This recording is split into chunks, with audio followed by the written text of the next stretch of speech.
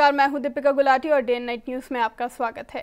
नाबालिग के साथ बलात्कार के आरोप में जोधपुर जेल में 2 सालों से बंद आसाराम केस के गवाहों पर हमले रुकने का नाम नहीं ले रहे हैं। ताज़ा मामला है शाहजहानपुर का, जहां आसाराम केस के मुख्य गवाह कृपाल सिंह को बाजार से घर जाते समय कार सवार लोगों ने गोली मार दी। हालत नाजुक होने पर डॉक्टरों ने बरेली रेफर कर दिया और बताया जा रहा है कि रात को 8 बजे के करीब थाना सदर बाजार के मोहल्ला गदियाना के रहने वाले बाले कृपाल सिंह बाजार से बाइक द्वारा घर जा रहे थे कि गवाल टोली में मंदिर के पास पीछे से आ रहे कार सवार लोगों ने कृपाल सिंह को गोली मार दी और वहां से फरार हो गए। गोली की सूचना पर पहुंची पुलिस ने कृपाल सिंह को जिला अस्पताल में भर्ती करवाया। कृपाल सिंह आसाराम केस में मुख्य गवाह है और उनकी गवाही एक बार हो चुकी थी और एक बार फिर गवाही होनी थी।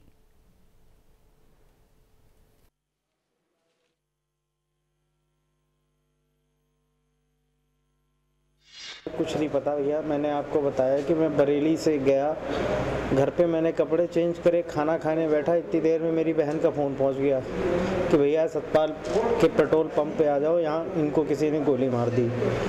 हम पापा भागते हुए वहाँ गए तो वहाँ से पता चला कि डिस्ट्रिक्ट हॉस्पिटल ये लोग गए हैं। डिस्ट्रिक्ट हॉस्पिटल में गए तो वहाँ देखा वो उन्होंने जो भी फर्स्ट एड दिया उसके बाद यहाँ के लिए रेफ़र कर दिया। पोजीशन ये है, अब यहाँ से भी रेफ़र कर रहे हैं। Film and television institute of India के प्रमुख गजेंद्र चौहान के खिलाफ बॉलीवुड लामबंद होता जा रहा है। अनुपम खेर, अदूर गोपाल कृष्णन और रणबीर कपूर आदि के बाद अब ऋषि कपूर ने भी उनके खिलाफ मोर्चा खोल दिया है। उन्होंने गजेंद्र को खुद पद छोड़ने के लिए सलाह दी है। स्टूडेंट पिछले करीब 1 महीने से विरोध कर रहे हैं और कह रहे हैं कि चौहान FTII के चेयरमैन बनने के लायक नहीं हैं। ऋषि जी मेरे लिए बहुत सम्मानीय व्यक्ति भी हैं और सम्मानीय कलाकार भी हैं, और इस देश में हर डेमोक्रेटिक कंट्री है, हर किसी को अपनी बात कहने का अधिकार है। उन्होंने उस अधिकार क्षेत्र में रहते हुए कोई बात कही है, मैं सम्मान करता हूं उनकी बात का। लेकिन मैं रिटायरमेंट किस चीज़ से लूँ? एक कलाकार के रूप में लूँ, कहाँ से रिटायरमेंट लूँ, ये मुझे समझ नहीं आया। नहीं, मुझे ये मालूम पड़ा है कि किसी चैनल ने ये चलाया है कि मैंने अनुपम खेर साहब को, ऋषि कपूर साहब को ये कहा है कि वो कौन होते हैं बीच में बोल रहे हैं। मैंने बिल्कुल ऐसा नहीं कहा, मैं डिनाई करता हूँ। और मेरे लिए दोनों सम्मानीय हैं और दोनों को फ्रीडम ऑफ स्पीच है, डेमोक्रेटिक कंट्री है, अपनी बात कहने का अधिकार है। उनकी दोनों बातें मेरे सर माथे पर, मैं उन दोनों की बहुत रिस्पेक्ट करता हूँ, कलाकार के रूप में भी और इंसान के रूप में भी। लेकिन मेरा जो अपॉइंटमेंट का अधिकार क्षेत्र है वो सरकार के पास है। सरकार ने जो मुझे निर्देश दिया है मैं उसका पालन करूंगा। बाबा रामदेव के खिलाफ SC/ST एक्ट के तहत मामला दर्ज करवाने की मांग को लेकर गोहाना में मजदूर यूनियन व कांग्रेसी नेता अनिल ने ज्ञापन सौंपा है। गोहाना में रेलवे स्टेशन पर कांग्रेस के कुछ नेताओं व मजदूर यूनियन के नेताओं ने एक मीटिंग कर रेल रोकने का आह्वान किया था। रेल के गोहाना पहुंचने का समय हुआ तो इससे पहले ही कांग्रेस नेता अनिल को पुलिस ने पकड़ लिया, जिसके चलते प्रदर्शनकारी रेल को नहीं रोक पाए। बाबा रामदेव ने 1 साल पहले दलित महिलाओं के संदर्भ में राहुल गांधी को लेकर अभद्र टिप्पणी की, जिस पर कोई कार्रवाई नहीं की गई। कांग्रेसी नेता अनिल का कहना है कि जब तक बाबा रामदेव के खिलाफ मामला दर्ज नहीं किया जाता उनका प्रदर्शन जारी रहेगा। और इतना ही नहीं, प्रदर्शन कर रहे लोगों ने बाबा रामदेव को दी गई हरियाणा सरकार द्वारा सुरक्षा को भी हटाने की मांग की है।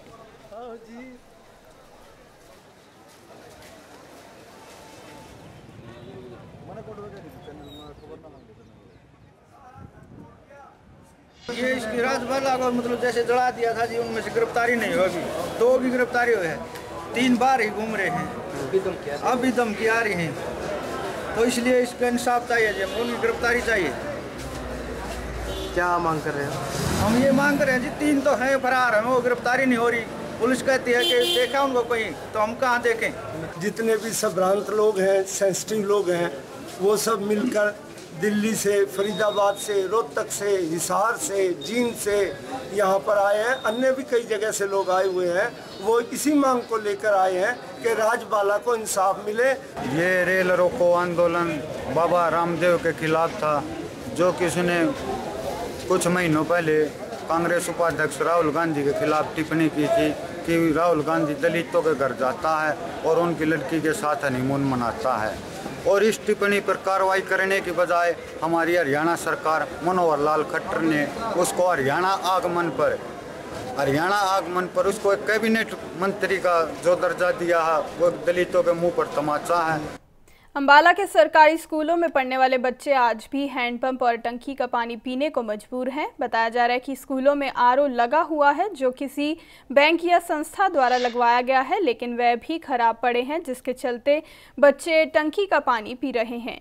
लेकिन आरओ का पानी सिर्फ स्कूल के अध्यापक पीते हैं और आरओ सिस्टम छोटा है, इसलिए बच्चों को ये पानी नसीब नहीं हो पा रहा। जिला शिक्षा अधिकारी का कहना है कि उनके पास फंड नहीं है कि वे स्कूलों में आरओ सिस्टम को ठीक करवा सकें।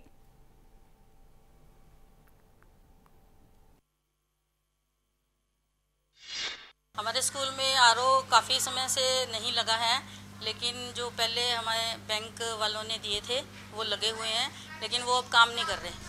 जो सरकारी पानी आता है हम वही टंकी में चढ़ाते हैं और वही बच्चे हमारे पीते हैं।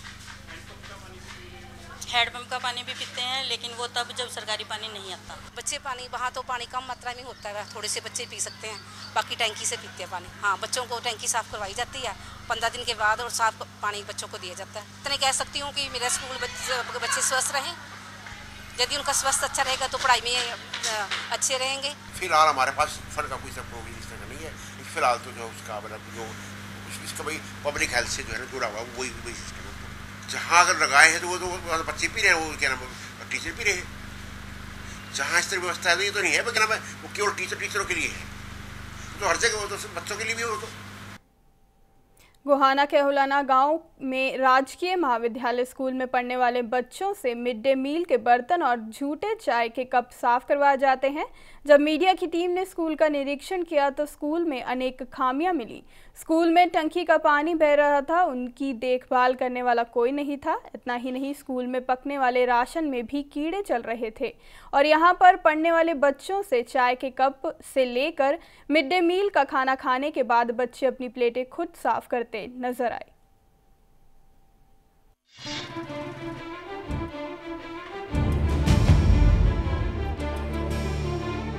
ये नज़ारा है गोहाना के अहुलना गांव के सरकारी स्कूल का, जहां स्कूल में पढ़ने वाले छोटे छोटे बच्चों से चाय के कप धुलवाए जाते हैं। यहां मिड डे मील का खाना खाने के बाद बच्चों को अपने बर्तन अपने आप साफ करने पड़ते हैं। हालांकि प्रदेश सरकार ने मिड डे मील परोसने और बर्तनों को साफ करवाने के लिए कुक का इंतजाम सभी स्कूलों में किया गया है, लेकिन फिर भी यहाँ पर लड़कियों से ही कुक का काम करवाया जाता है। लेकिन स्कूल प्रशासन का इस तरफ कोई ध्यान नहीं है। इतना ही नहीं, मीडिया की टीम ने जब स्कूल का निरीक्षण किया तो स्कूल के अध्यापक मीडिया कर्मियों से ही बदसलूकी करने पर उतारू हो गए। वहीं स्कूल के प्रिंसिपल कृष्ण शर्मा का इस पूरे मामले पर क्या कहना है, आप खुद ही सुन लीजिए।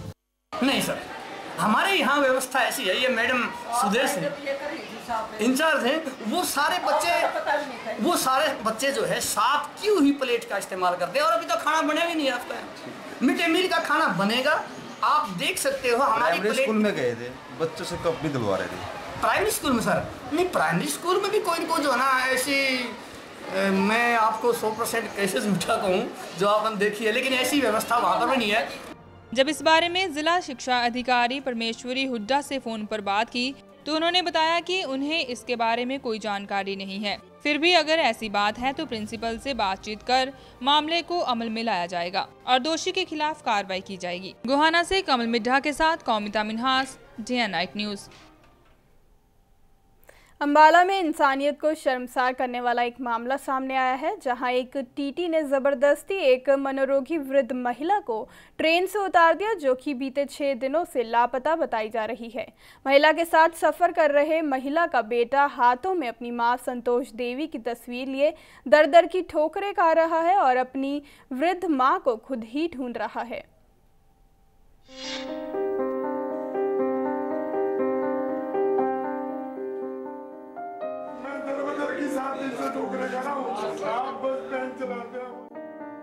हाथों में अपनी मां की तस्वीर और आंखों में असहाय पीड़ा के आंसू लिए यह बेटा अंबाला चौनी रेलवे स्टेशन पर पिछले 6 दिनों से भटक रहा है। जिस मां ने उसे सालों साल सीने से लगाए रखा, वो मां रेलवे के एक टीटी की नासमझी से हुई बड़ी गलती का शिकार हो गई।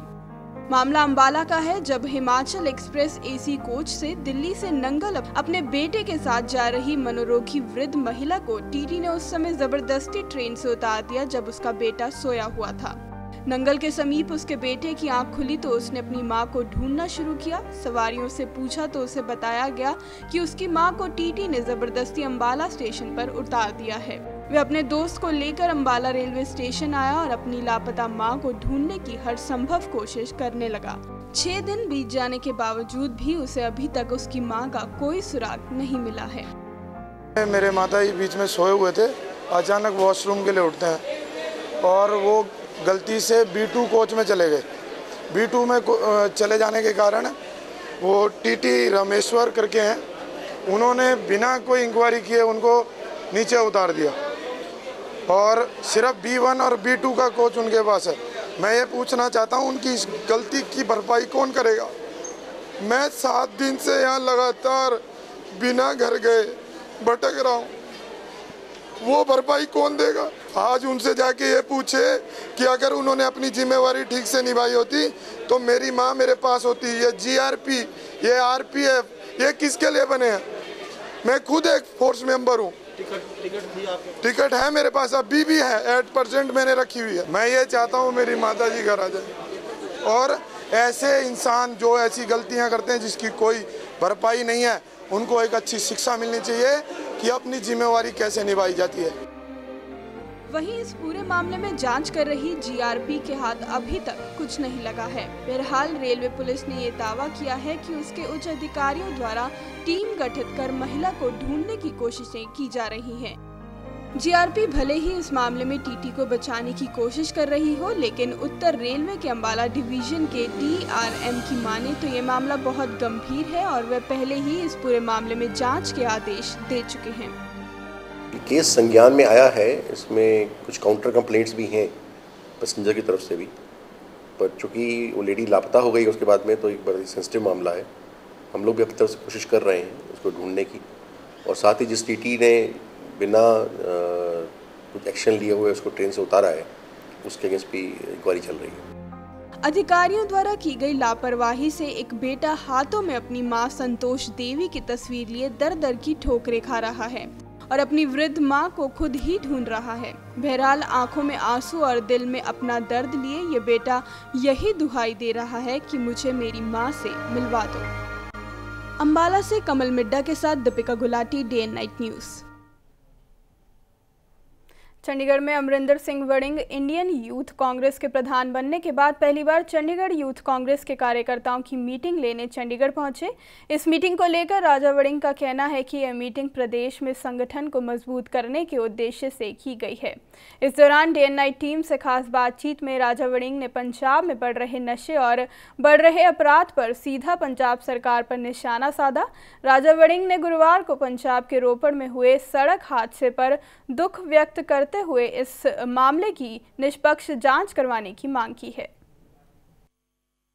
हमारे साथ इंडियन यूथ कांग्रेस के प्रेसिडेंट अमरिंदर सिंह जी हमारे साथ मौजूद हैं। अमरिंदर जी, पंजाब की बात करें, पंजाब की अगर हम बात करें लॉ एंड ऑर्डर की व्यवस्था या और भी चरमराई हुई है। अब कांग्रेस यूथ कांग्रेस के आप यूथ साथ आपकी जुड़ी है, काफ़ी संख्या में आपसे यूथ साथ आपके जुड़े हैं, तो किस तरह से देखते हैं और रणनीति क्या रहेगी आपकी? अगर पंजाब की लॉ एंड ऑर्डर की बात करें तो लॉ एंड ऑर्डर नाम की कोई चीज़ पंजाब के अंदर नहीं है। पंजाब पुलिस का नाम बदल के मैं चाहता हूं कि बादल पुलिस रख देना चाहिए, तभी कुछ हो सकता है। और जिस प्रकार से दिन ब दिन लोगों के ऊपर अत्याचार, लोगों के ऊपर, किसानों के ऊपर अत्याचार, गरीबों के ऊपर अत्याचार, तमाम अभी रिपोर्ट मिली है कि उनकी बस ने एक रोपड़ के अंदर एक व्यक्ति को कुचल दिया, वो व्यक्ति मर गया, और एक कार चालक के ऊपर मुकदमा हुआ है, बस के ऊपर नहीं मुकदमा हुआ। ऐसे हज़ारों लोगों की ऐसी इनकी बसों ने कुचल के मार डाला। मैं समझता हूँ कि इनको शर्म आनी चाहिए और कुछ ना कुछ अपने सोचें लोग जनता के बारे में कि क्या जनता सोच रही होगी इनके बारे में, और इसकी CBI इंक्वायरी होनी चाहिए। और मेरे को लगता है कि ये भी व्यापम से कम स्कैम नहीं निकलेगा, हज़ारों लोगों की ऐसी मृत्यु हुई होगी जो इनकी बसों ने। अगर बात करें यूथ की तो ड्रग का मुद्दा भी जो है पंजाब में काफ़ी गरमाया हुआ है, तो ड्रग्स उसको लेकर जो है क्या आपकी रणनीति है, क्या जो है वो करे जा रहे हैं? हम चाहते हैं कि हम उन नौजवानों के लिए कुछ करें, सेमिनार्स लगाएं, उनको समझाएं उन सेमिनार्स में आके, और उनको डी एडिक्शन सेंटर में हम भर्ती करवाएं, ताकि जो कम से कम कोई तो यूथ कांग्रेस की तरफ से, हमारी तरफ से प्रयास हो। अगर मैं चाहूँगा कि हम अपने आप को कामयाब समझेंगे अगर 100 व्यक्तियों को हमने डी एडिक्शन भर्ती करवाया, उसमें से 10 व्यक्तियों ने नशा छोड़ने का काम किया। ऐसे हमारे को कार्य करना चाहिए, अवेयरनेस कैंप लगाने चाहिए, घर घर में जाके पैम्फलेट बांटना चाहिए कि नशे से आपका नुकसान, सेहत का नुकसान, आपके परिवार का नुकसान। आने वाले दिनों में ये तमाम चीज़ों को लेकर हम पंजाब के अंदर और चंडीगढ़ के अंदर एक मुहिम छेड़ेंगे। जी, इलेक्शंस जो है सर पर हैं, इलेक्शन भी जल्द आने वाले हैं। कांग्रेस पार्टी में आपसी इंटरनली डिस्प्यूट जो है वो अभी भी दिखाई दे रहा है, तो किस तरह से आप देखते हैं, क्योंकि आम आदमी पार्टी और भी दूसरी पार्टी जो है यहाँ पर खड़ी हो रही हैं, तो आप अपनी पार्टी को किस तरह से मजबूत करने की कोशिश करेंगे? मैं समझता हूं कि बिल्कुल इसके ऊपर कांग्रेस पार्टी गंभीरता से विचार कर रही है और आने वाले दिनों में जल्द से जल्द इसके ऊपर फैसला लिया जाएगा। आप देखेंगे आने वाले दिनों में तमाम नेता एक मंच पर इकट्ठे होकर पंजाब की जनता की, चंडीगढ़ के लोगों की लड़ाई लड़ेंगे। आम आदमी पार्टी को कैसे देखते हैं? आपकी आपसे जो है टक्कर उसकी सीधे सीधे होगी इस बार या नहीं? हमारा आम आदमी पार्टी से कोई मुकाबला नहीं है। मेरे को लगता है कि आम आदमी पार्टी एक गुब्बारे की तरह आई थी, जितनी जल्दी वो फ्लॉप हो रही है दिल्ली के अंदर, तमाम उनके एमएलए और तमाम उनके साथियों के हर रोज़ एक नया आरोप लग रहा है, क्योंकि अब जनता को पता चल गया कि कैसे लोगों को हमने वोट दिया, कैसे केजरीवाल साहब ने लोगों को मूर्ख बनाने का काम किया। मेरे को लगता है कि पंजाब के लोग उनको दोबारा। अमरिंदर जी, कैप्टन साहब ने अमृतसर में एक रैली में कहा है कि आम आदमी पार्टी के साथ हमारी टक्कर है इस बार, तो किस तरह देखते हैं? मेरे को लगता है वो कैप्टन अमरिंदर सिंह जी का खुद का वो सोचना होगा। मेरे को नहीं लगता कि हमारी कहीं भी आम आदमी की पार्टी के साथ टक्कर है। तो बिल्कुल साफ तौर पे यहाँ पर इंडियन यूथ कांग्रेस के प्रेसिडेंट अमरिंदर सिंह का साफ तौर पे कहना है कि उनकी खुद की रणनीति आगे रहेगी कि पंजाब में किस तरह से लॉ एंड ऑर्डर को देखा जाए और यहाँ पर ड्रग अब्यूज़ को जो है मुद्दे को लेकर किस तरह से लड़ा जाए। चंडीगढ़ से कैमरामैन पंकज शर्मा के साथ मनोज राठी, TN न्यूज़।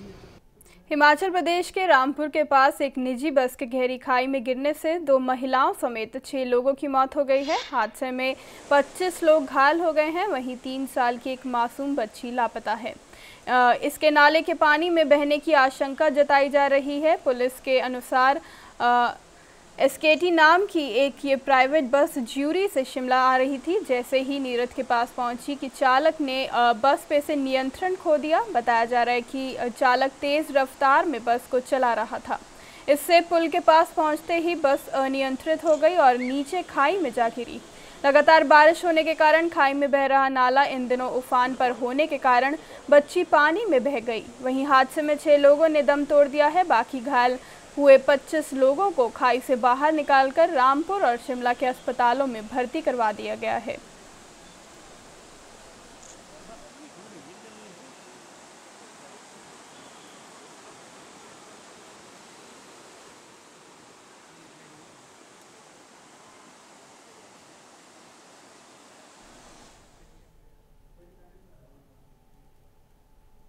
हिमाचल प्रदेश के मुख्यमंत्री वीरभद्र सिंह ने जहां अपने बिलासपुर दौरे के दौरान जिले को करोड़ों रुपए की सौगात दी, तो वहीं मुख्यमंत्री द्वारा किए गए उद्घाटनों पर भाजपा विधायक सवाल खड़े करते नजर आए। साथ ही वीरवार को मुख्यमंत्री जनसभा के दौरान उनके साथ हुई हाथापाई के मामले में रणधीर शर्मा ने पुलिस प्रशासन से जाँच की मांग की है।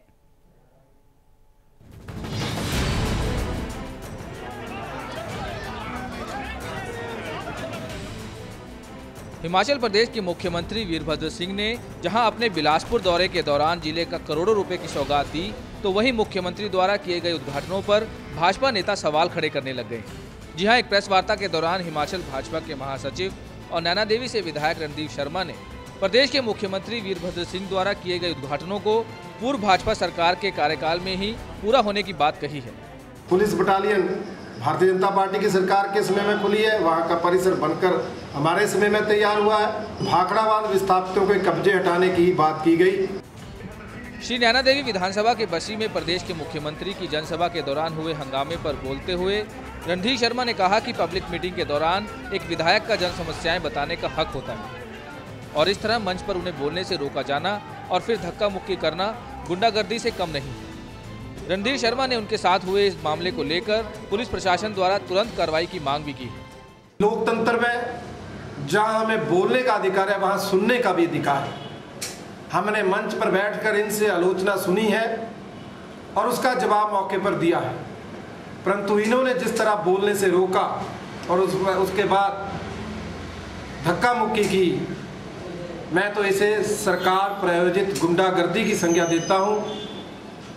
और भारतीय जनता पार्टी मांग करती है कि पुलिस प्रशासन इस बाप बेटे पर तुरंत कार्रवाई करे, क्योंकि इन्होंने रॉन्गफुली मुझे रिस्ट्रेन किया है डायस पर जाने से, एक जनप्रतिनिधि को धक्के दिए हैं, गालियां दी हैं। इसलिए पुलिस प्रशासन इसकी जांच करे। आपको बता दें कि मुख्यमंत्री वीरभद्र सिंह के बिलासपुर जिले के 2 दिवसीय दौरे पर एक जनसभा में मंच पर खूब हंगामा हुआ था। जनसभा में अपने विचार प्रकट करने को लेकर भाजपा विधायक रणधीर शर्मा और कांग्रेसी नेताओं में झड़प भी हुई थी, जिस पर रणधीर शर्मा ने पुलिस प्रशासन से जांच की मांग की है। बिलासपुर से विजय भारद्वाज के साथ Manoj Rathi, day night news. Jammu के साथ घाटी में बारिश से पारा गिर गया है, लेकिन गर्मी से लोगों को राहत मिली है। श्री अमरनाथ गुफा के बेस कैंप पहलगाम में बारिश से ठंड बढ़ गई है और मौसम विभाग के अनुसार अगले 24 घंटों में जम्मू और कश्मीर के अधिकांश हिस्सों में बारिश होगी, लेकिन लद्दाख में मौसम साफ रहेगा। श्रीनगर में बारिश के साथ ओले भी गिरे। इससे शुक्रवार दिन का तापमान सामान्य से 5 डिग्री लुढ़क कर 25.0 डिग्री सेल्सियस आ गया। वहीं भारी बरसात से लोगों की समस्याएं बढ़ गई हैं, जिसके कारण लोगों को दिक्कतों का सामना करना पड़ रहा है।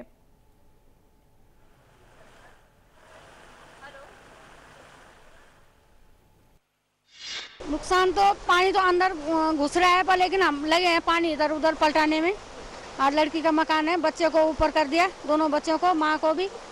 और यह है कि मतलब बचाव अपना कर ही रहे हैं, सारे लोग कर ही रहे हैं। यहाँ पे पूरा दब गया मलबा। 15-16 हज़ार रुपये का जो इनका जो सामान था पूरा 1.5 लाख रुपये का लगभग। हम 1.5 घंटे की बारिश हुई, 1.5-पौने 2 घंटे की बारिश हुई रही है। सारा मलमा जो है ये दुकान के अंदर क्या आ गया मेरा, बाकी रोड भी ये बंद हो गई। इससे जो हमारे गधेरे वगैरह वो उफान पे आ गए हैं। 3-4 गधेरे हैं जो अभी जो हम यहाँ पे खड़े हुए हैं, यहाँ सबसे ज़्यादा तो यहीं पे मलबा आया हुआ है। इसको अभी साफ कराने की कोशिश की जा रही है। पौड़ी से डिलीवरी केस ला रहे हैं, बारिश हो रही है, 10:30 बजे करीब वहाँ से निकले थे। रास्ते में जगह जगह बंद हो रखा रास्ता, तो अभी यहाँ पे खुल रहा, तो इसके बाद 20 ले जा रहे हैं सर। हिंदी समाचारों में अब तक के लिए बस इतना ही। देखते रहिए डे एंड नाइट न्यूज। खबरों की दुनिया में आइए, हमारे साथ कहीं भी और कभी भी जुड़िए। हम मिलेंगे फेसबुक पर, हम दिखेंगे यूट्यूब पर, हमें फॉलो कीजिए ट्विटर पर। खबरों के साथ बने रहिए रात दिन।